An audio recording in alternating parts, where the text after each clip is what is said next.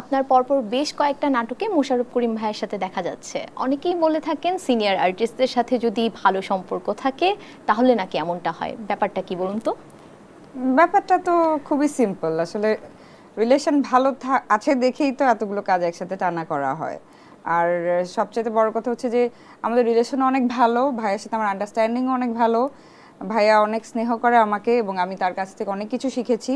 তার সে একটা, আমি মনে করবো একটা অ্যাক্টিংয়ের স্কুল, সে নিজেই একটা স্কুল। তার কাছ থেকে অনেক কিছু শেখার আছে এবং যেই হেল্পটা আমি অন্যান্য কো আর্টিস্ট থেকে খুব একটা পাই না। তারা অলওয়েজ বিজি থাকে নিজেদের অ্যাক্টিংটা দিয়ে হয়তোবা।